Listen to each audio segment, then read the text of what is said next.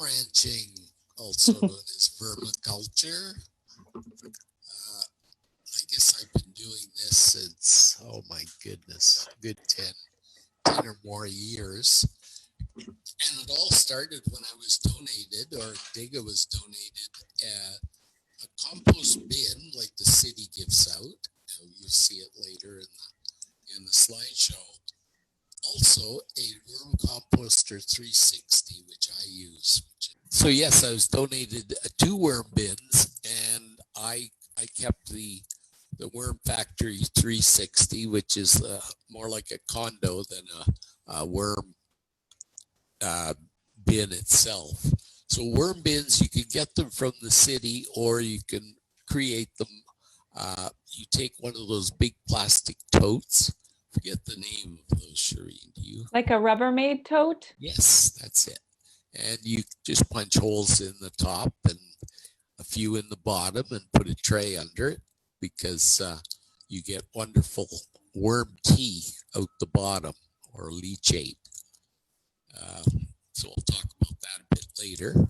But the main product is worm castings, or worm poop. But in polite society, we say worm castings. So they can be put on directly spread on the soil, or used for compost tea, which is, I'm not sure the amount. I usually put a big shovel full into a watering can and dilute 10 to 1. So it's that strong. And a lot of websites say to use it on your ornamentals instead of your food, because you might get bugs from the leachate or bad bacteria. So that's what I do. I use it around the garden. And the worms are known as red wigglers. Should we show the slideshow? That would certainly. Yeah, I can do that. What we're talking about. Let me know. Asenia fetida. There it is. So this is from City Farmer. This is the bin they I believe it's $25 per bin, whereas the Worm Factory is approximately $140. We now have a Canadian distributor, which is good. So next, so shredded newspaper. What I use is my shredding. This paperless society, I still seem to have a lot of shredding. And I mix it with coir, which is a compressed coconut brick, and I soak it in water, and it grows to about 7 times. So I mix that with my shredded paper, and that's the nesting material. So we could, Christine, so you also can add dry leaves, which I forgot to do in the upcoming video, and a couple of other ingredients. But yeah, that supplies the carbon, and your green compost provides what the worms really like. But they eat all of your nesting as a benefit, side benefit, I guess. Next slide. So this is the part we forgot to add yesterday. Was I put in a handful of soil from the garden so that you get beneficial bugs, microbes, and spread it around. And the other is pumice, which is volcanic rock. And I have a couple of samples here I'll show later. And that's it. You mix that in with all the bedding and water it. With the coir, what happens is I've got it down pat now so that it's like a wrung out sponge. So that's the wetness you want. And this is a pound of red wigglers. Now, they're not like our regular earthworms, so they can't be kept outdoors. But those are the ones that make the black gold. Next slide. And this is what you feed them. They love this, your stuff out of your green bin. They love it when it's, really breaking down almost to the point of rotting, because they go for the the stuff that's rotten first, because they're after the bacteria. That's what, and they eat all the rest of the stuff just as a side benefit. What you cannot feed them is citrus, like peel of an orange, lime, because if you notice, that stuff doesn't rot. So that'll be left behind in your bin, and you'll keep sifting through it. It'll always be there. Next slide. But yes, coffee grounds, tea bags. I don't put tea bags because some of them are plastic coated. So if you're going to put tea bags, just snip them in half with scissors. And yes, you go one corner to another, and I noticed they cleverly leave their shovel on the corner that was either done or the corner to be fed. So you put it in each corner, and then the last one in the middle. So the worms travel around looking for the food and eating their way through your bedding. Next slide. And yeah, that's what it looks like after a time. I set one of my neighbors up with the worm bin, and yeah, it produced this, but the downside is the next slide. Yes, harvesting your compost. So usually the worms hate light, sunlight or bright light, so this is best done under light. And then the worms will retreat to the bottom, and you can scoop off the bedding, or the compost. And yeah, that's the good stuff. And then you save your worms, of course, and for the next batch. And I find that method goes very slowly compared to the worm factory or the worm condo. There it is. So what we're doing here is harvesting the bottom layer. We put back those layers are still being worked on. And theoretically, this layer should be no worms, but as you'll see in the video, Rex works very quickly to put the worms out. It doesn't take as long. There's very few of them. They're juveniles usually, but I was quite amazed to see how many were left behind this time. Most times it's fewer than this. So this is much easier than harvesting them from the worm bin.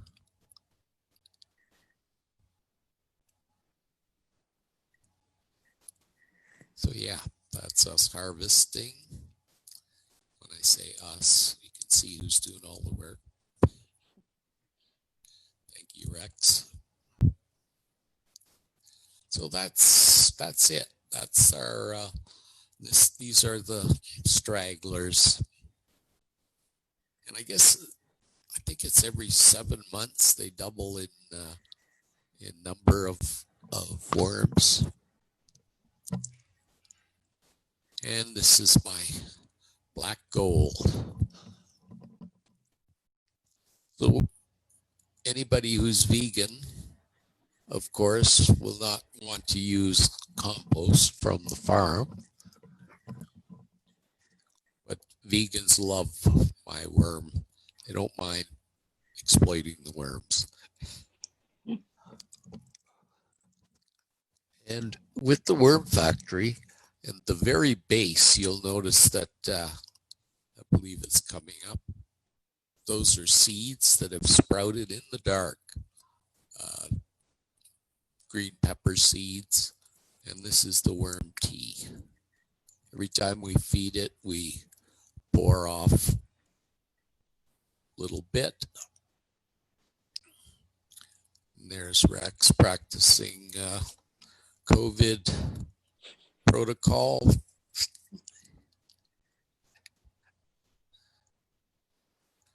So that's the stuff I said we dilute.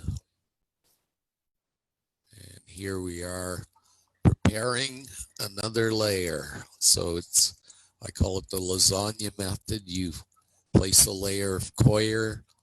And this is the stuff we prepared the night before. Just by putting it in a bucket, adding the right amount of water, the next day it's perfect. So probably the middle layer is where I usually put. Rex, can you hold up the amendments? We can't see, Terry, we can't see you while the video is playing. I guess. So after this, maybe you can show the amendments. Yeah.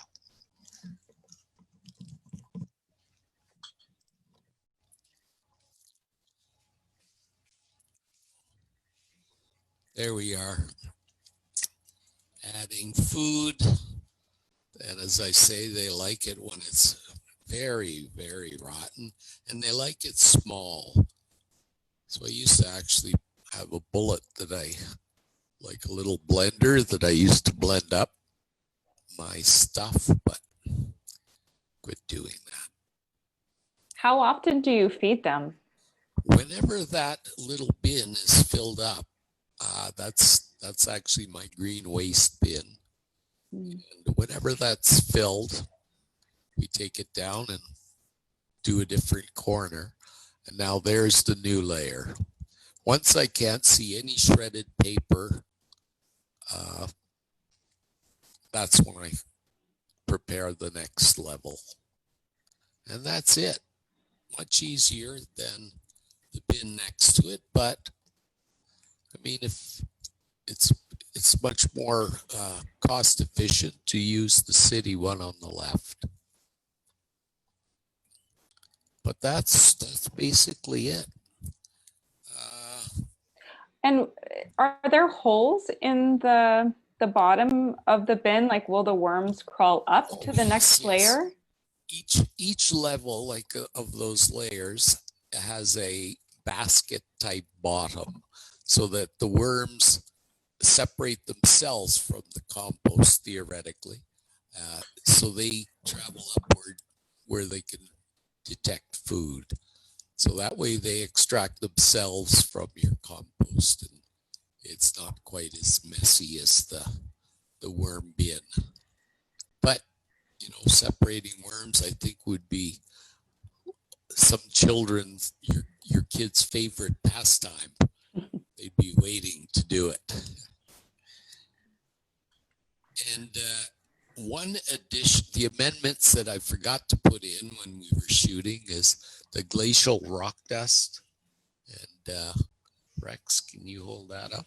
It just looks like white powder. So the rock dust is the one on the right. And I also put in pumice as a soil amendment, provides aeration, good drainage, and a neutral pH. And, you know, I read it's actually better than vermiculite, which may have asbestos fibers in it. So I don't think you have to worry about it with pumice. And then the other thing I forgot to add, Shireen, you'll notice is, where is it? There it is. Is the soil from one of my other gardens, just to start off with the the beneficial microbes. And yeah, that's the basics of worm ranching. But it's really good for soil or for plant starts in the spring. You mix it 1/3 sand or something that the soil can drain well, 1/3 compost, the worm compost, and 1/3 just plain soil, like potting soil. And that provides the little seedlings with great start. I have a question for you. Go ahead, Joseph. You're using shredded paper. I wonder if the ink is toxic for the soil. I don't think it is. If you notice what they were showing in the worm bin itself was shredded newspapers, and I'm not sure about that ink, but I think all inks now are vegetable base. I think so too. I think that they're soy based. Yes, yeah. Oh, okay. I was just wondering. Thank you. That's a good question. Thank you. Yeah, it is actually. Terry, have you ever had a problem with like bugs? Any sort of No, I have not. I know some people will put a layer of, oh my goodness, that stuff that the worms don't, or bugs don't like. You put it, diatomaceous earth. Okay. Because the little diatoms are like broken glass, and they just don't survive when they're crawling through that. And I know a lot of houses now put it in between the walls as the walls are being framed. And one problem I did have, I once put the coir was too wet, and as we know, when it rains, that's when you see the worms crawling across the sidewalk because they can't breathe. They'll drown. So worms outside will either go deeper or come out of the soil. Well, these guys, they just come out and die on your floor, unfortunately. So you have to keep the moisture to like a wrung out sponge. And I'm not sure how you do that with the nesting where the lady was just pouring the water on. But the coir works very well if you just have no standing water or no dripping water when you squeeze it. So that's the ideal. And I've not had a problem. You go into that room, the one you see is in the basement, and it actually smells fresh.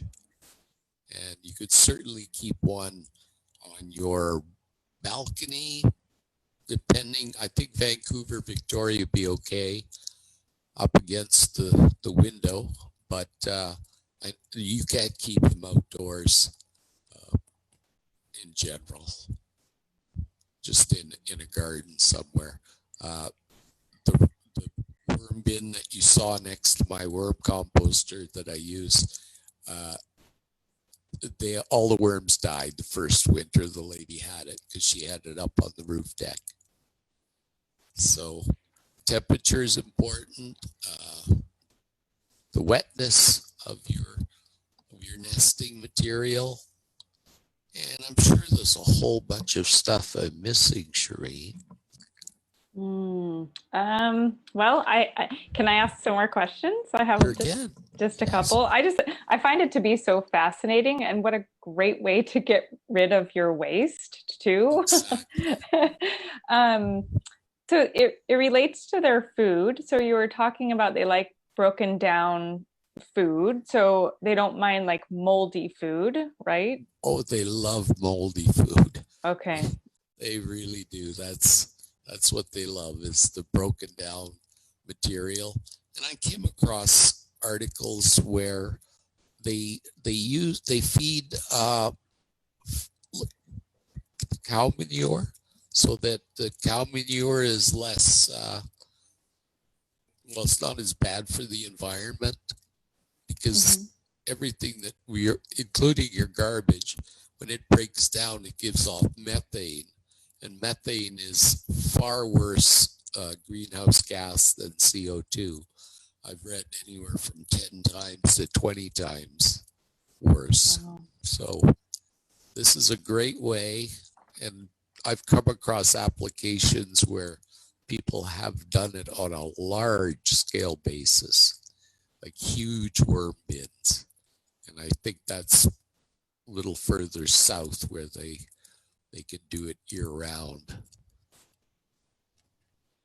So you were talking about they can't eat citrus fruit. Is there anything else that they can't eat or don't like to eat? Let's see, they don't like, well, you can't put in meat.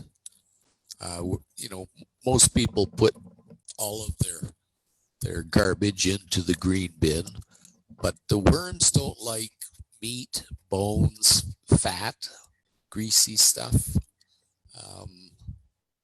Citrus, oh, what else? See if I have it in my notes. Yeah, that's the only stuff off the top of my head I can remember that they don't like. If anyone else has any questions, feel free to ask. Please. I don't want to ask all the questions. Well, I had a question. Road. So in the towering worm bin, what was that one called? Worm Factory 360. So the Worm Factory 360 had an area where a liquid is produced? Yeah, but it collects it. Okay. So I guess it's worm pea, and it, as well as, you know, if they're feeding it tomatoes, then there's quite a bit of liquid in there, and it travels down and collects in the bottom. Whereas the worm bin that the city farmer gives out, I guess it does the same. It goes into that tray that's under, and I'm not sure how you would collect it. It probably evaporates when it's in that tray, but whereas the Worm Factory has a little spigot, and you pour it off every time you feed them. Okay, perfect. Yeah, that's what I was wondering, compared to the city worm bin, how the liquid comes out. Yeah, thank you. And Shireen and I came across a great one. It's nice enough to keep in your kitchen, I think. I can share that with everyone. Or at least your pantry. Yeah, let me share that because I have it pulled up. We'll also share the list of resources with everyone after the presentation. Can you see that? Okay. So yeah, the Herbalife, that's one great, you know, it even looks better than the Worm Factory. Yeah, it's a little more expensive, but yeah, there's a video on it. And I was excited to see this company, Wormbox.ca, because there's, it even comes in colors. Wow. And it looks like there's a little spigot at the bottom for the tea. Yes, that's right. Just, wow. So yeah, I didn't realize it came in all those colors. The maker of the Worm Factory is located in Blaine, Washington, which is great for us when the borders open. So as I say, I was excited to see Wormbox.ca now have Canadian, and I believe it ships free of charge, because so there you see they even supply bedding, which in their case is ground up cardboard boxes. There's a brick of coir there. The ones I buy look like more of a brick that like the little red schoolhouse would use. And it expands tremendously. Not sure what the, I guess that's a moisture meter. Mm-hmm.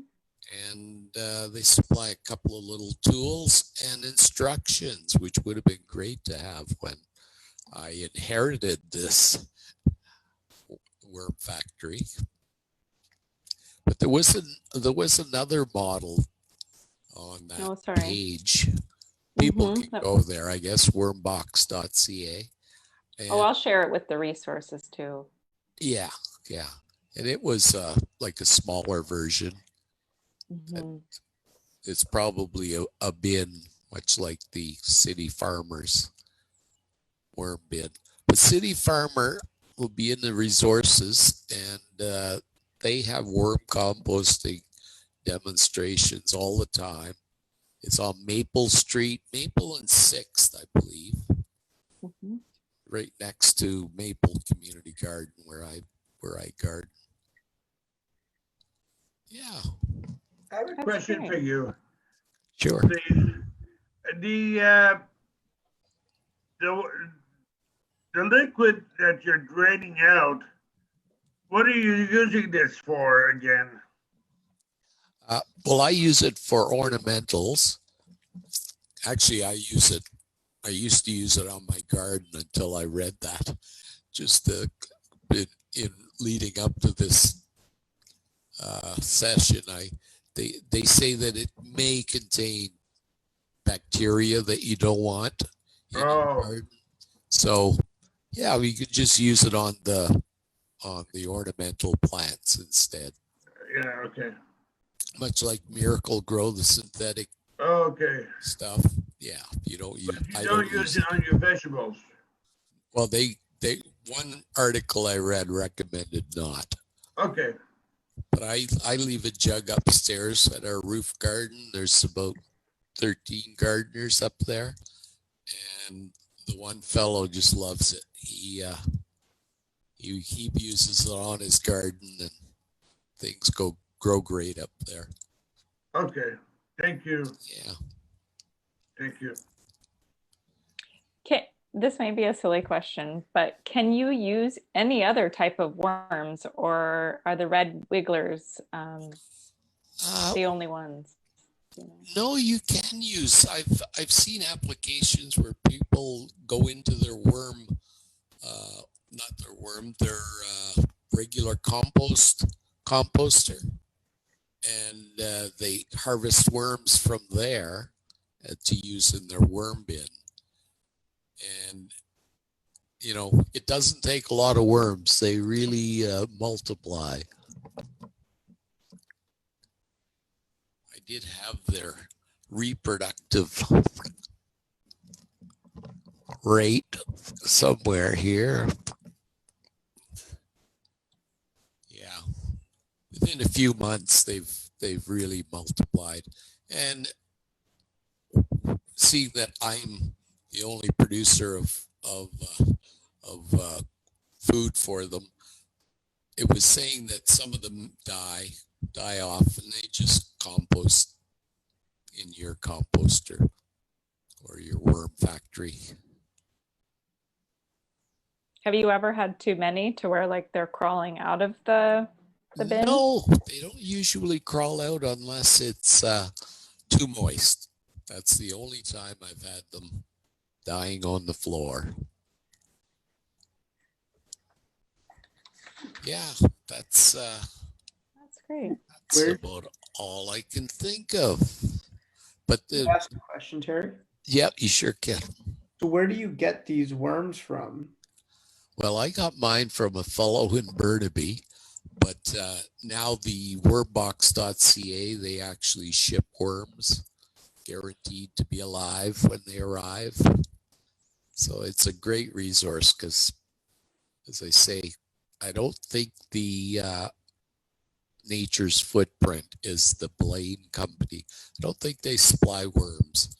But I just found the guy on Craigslist, and he's so passionate about worms. We talked for a long time and learned a lot from him. I think City Farmer would be a good resource too. If people didn't order from the Wormbox, they probably know where to get them. That's right. Yes. I would imagine. Yes. Do you want to talk? Oh, go ahead. Go ahead. How much is the initial cost to invest if you're planning to do like worm ranching or like just something small in the house? The bin from City Farmer, I believe they cost $25 each. And I mean, you can have my bin. that bin that I have is nobody's really using it anymore. But and so that's $25, and then I believe it's $25 for a pound of worms, the red wigglers. Okay. So Thanks. yeah.